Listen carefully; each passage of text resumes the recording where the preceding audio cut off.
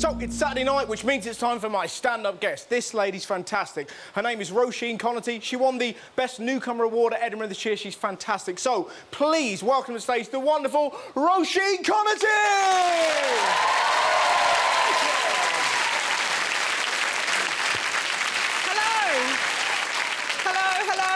Oh, hello. You look very nice, young-looking, good-looking crowd. Well done, well done. Hello, so my name's Roisin, and my recent good news, keeping with the theme, is that I received an invite to go back to my secondary school to give a speech to the school leavers. Yeah, bit of background information. I'm 31 years old, single, and just recently moved back in with my nan. Winner! It's quite nice living with my nan. She's a very old lady, what with her being a nan. But she's one of those people, she watches all of the soaps, like Coronation Street, EastEnders. She'll sit there for hours. But any reality TV, and she starts threatening to leave the room, like it's so much below what she already watches. She's like, Big Brother on the telly's a bloody insult. I wouldn't watch this rubbish if you paid me. I leave the room. I wouldn't watch this rubbish if you paid me. I wouldn't watch this rubbish if you paid me. And I'm like, Nan, you are the nosiest woman I've ever met in my entire life. I bet if I put a net curtain across the television, you'd watch it then. When did this slut move in? Who's that girl? And it's quite hard having people round when you live with your nan. At 31, it's a bit like, I've got friends coming round, Nan, can you stand in the kitchen? But my sister came round the other day with her very new, posh boyfriend, and I was cooking aubergines in the kitchen. Best place to cook them, bathroom fucks them up. And my nan walked in and quite loudly announced, I can't stand the smell of those Aborigines. Stormed off. So yeah, it's pretty awkward. So basically, the teacher invited me back. I sort of tried to explain to her. I sort of, said I don't really think I'm in a position to come and advise 18-year-olds. And she started saying, "No, Roisin, it's not about where you are. It's not about where you are. It's about how you made your plans. It's about the climb." It's a little bit like talking to Miley Cyrus, if I'm honest. And I genuinely had to say to this teacher, the thing is, I have based 80% of my major life decisions on astrology. Not even a joke. Not even a joke. Honestly, I'm finally owning up to it, because you have to, because I've always been one of those people that people go, you know it's not real, and I go, no, it's not real, I'm not an idiot, I know it's not real, fucking is real. I have, and I recommend all of you lovely young people do this, because if you base 80% of your major life decisions on astrology, you never feel any real sense of personal failure whatsoever. It's like, I didn't fail, Saturn was in return. I'm just a girl. Yeah, so I come from a massive family. I've got 80 first cousins. Yeah, Irish background. What's that smell? Fertility! And I'm one of the older cousins in my family. I've got a lot of cousins in their late teens and early 20s. And I've noticed recently at family parties that I'm not so much moving away from my youth as the youth kick you out. Because they don't sort of sit with me anymore, and I'm finding myself further and further away from them and spending more time stuck on a table with my drunk Auntie B banging out, I know the time I danced with Billy Ocean. Don't know what accent that was. Sorry, I forgot who she was. But it's like Facebook, Twitter, there's so much. Like, Facebook is... I like Facebook, but what I really miss is phasing people out. That was a really important part of my life. You know, you just used to meet people, you got on for a while, and then you phased them out. That's what happened. And now you've got to meet them forever. I phased someone out 10 years ago because she was a dick. And then she asked me my friend recently, and I thought, oh, I'll see if she's changed. And I accepted her friend request, and after 4 minutes, she asked me to join a group that was Stop Cosmetic Testing on Animals, Test on Paedophiles instead. Yeah, that's what you want, don't you? A young-looking, creamy-skinned, youthful paedophile running around the place. How old are you? 39. Delete. And everyone's always taking photos. Everyone's got a camera. Give me a cheer if you've got a camera here today. Of course you do. But there's been a time you go to a wedding or whatever and you're like, you got dressed up and you had a photo. And now it's just everyone's taking photos at 11 o'clock in the morning. There's my 100 photos of 11 o'clock in the morning.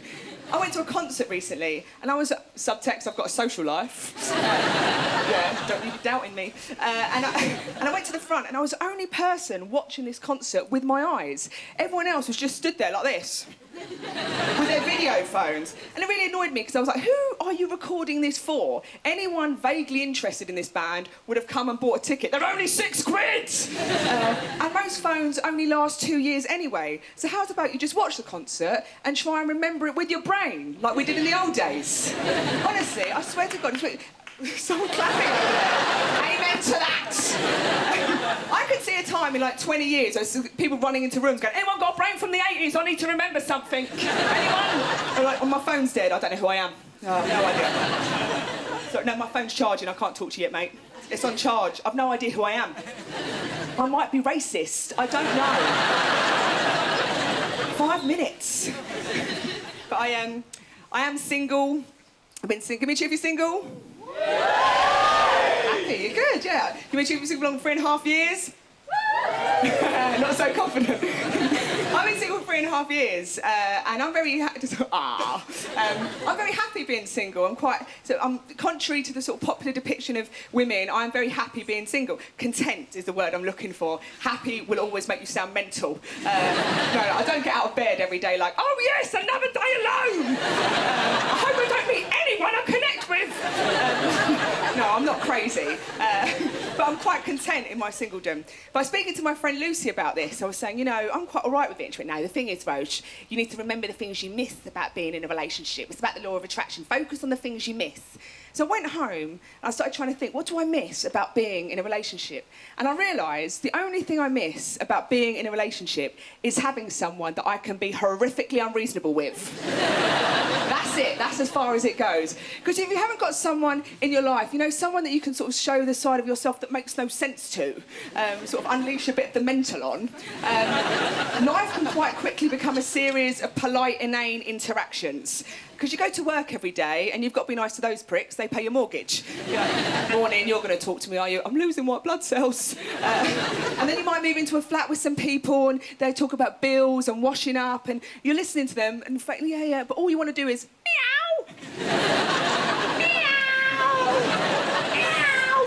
Because let me tell you, one of the things you miss about not being in a relationship is a partner, because their job is to soak up all of your miscellaneous noises. And everyone's got them, be it the meows or hello or blah, blah, blah, blah. And if you don't have them, you don't have anyone to express them to, especially not in Barclays on a Tuesday afternoon. So that's why a lot of single people are unhappy. It's not because they're lonely or no sex, it's just because they've got a belly full of unexpressed meows. Meow! But yeah, and also I think it's really important, if you've got someone that you can be a bit of a dickhead to, you don't have to be reasonable with, but they know fundamentally you're still a good person. That's really important. All I miss about being in a relationship is having someone that I can storm into a room to and go, who needs 2 bastard lights on in one room? And leave. That's it. That is as far as it goes. But, so yeah, I'm going back to my school to give a speech based on my lack of love life, lack of money, lack of everything. The only advice I think I can give is how to take sick days. Yeah, honestly, I'm the queen. Because if you start a new job and you like to take a sick day, you start with a clean slate. No, some person really leaning in there, like, go on. When you start a new job, you start with a clean slate. No one knows anything about you. So when you start a new job, start with all of your grandparents alive and well. About it. And technically it's not even a lie, because if you're like, my nan died 5 years ago, they don't ask.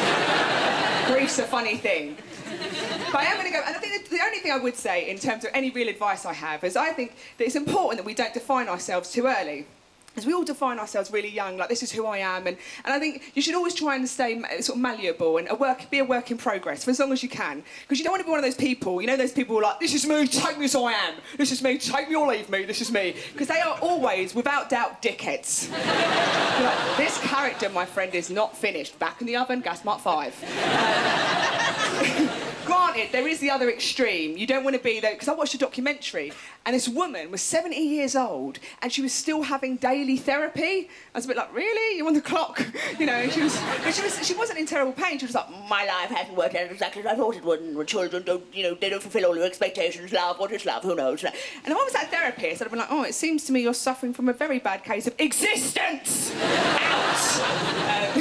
But I think there's a core of us, no matter how much we sort of define ourselves, I'm always worried about the part of us that we sort of rule out as not being us. So, you know, you sort of go, this is who I am, and then you say, this is not what I am. I'm always worried about the paths that I didn't take. Like, I'm worried that when I die and I meet God or whoever's running this gaff, and I'll be like, why was I quite anxious quite a lot of the time? I felt a bit, you know, that feeling you've got in your stomach, a bit empty. And he'll look at me and go, because you never tried darts.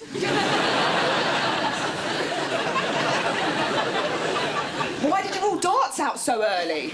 Darts was where it was for you, princess. Or something along those lines. But I think there is a core part of ourselves that is always the same, and it's who you are as a child. And as you get older, we sort of normalise ourselves, make ourselves light and stuff, but we all got a core. And the core of me is creepy. I was a very, very creepy child. There's no easy way of getting into that. I was one of those children that when people saw them, they went, oh, God. And contrary to popular opinion, I wasn't sort of those, you know, kind of quiet and killy children.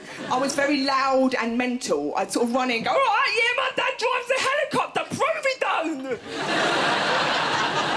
Really annoying, really weird, creepy child. But as I've got older, you know, I've become very socially adept. I'm very normal now. Like, I'm really socially adept. If I met you, sir, I'd be like, hello, how are you? Would you like a cup of tea? Bang, done. The only time the true core of myself comes out is when I meet someone that I'm attracted to. Then old creepy McCreepsome comes back. It's really bad. And when I say creepy, I don't mean a sort of bumbling but ultimately endearing kind of Meg Ryan way. I mean fucking creepy. My friend Caroline said, it makes the hairs on my arms stand up to watch. I was at a party recently in North London, and I was in a massive house, and I was talking to this guy, and after about 5 minutes, I thought, oh, what's this feeling I'm experiencing? Attraction? That's fine. After about 10 minutes, I knew creepy was waking up, because I found myself talking quite a lot about cheese. And I don't know anything about cheese. So I was like, cheese. And I thought, maybe he's not back. 15 minutes into it, creepy was running things. I was talking to this guy doing this. Like some horny gazelle about to leap at him, still banging on about cheese. And there's other cheeses, and I thought to myself, what should I do? How should I make this? What can I... Normally I'd be like, I've just got myself into a funny position, ha ha ha. But because creepy went, I'm going to give you nothing. There was music coming from another part of the house. Very, very vague music. Creepy went, pretend you're dancing. So I started clicking along to this music. Just clicking. Cheese, I've had feta, it gives me winked. Do you know what music was playing? Reggae. No one in the history of the world has ever clicked to reggae. Yeah, I've had this. Do you get cheese on pizza? I've had cheese on pizza, that's quite nice. There's... What other cheeses have I had? And the horror of what's happening, like I'm very socially adept, the horror of what's happening is killing me, and I just start sweating profusely. Literally dripping. I look like Mickey Rourke from The Wrestler. I was like, yeah. And then one trickle of sweat slowly starts coming down my face. Could have wiped it away like a human being, but creepy was running things, so I went...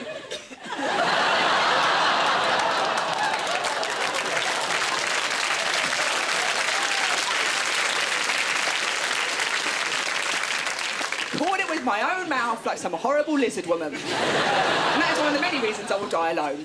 I'm going back to my school and I've got nothing to say to them. Ladies and gentlemen, you've been absolutely lovely. I've been Roisin Conaty. Good night. Roisin Conaty, ladies and gentlemen.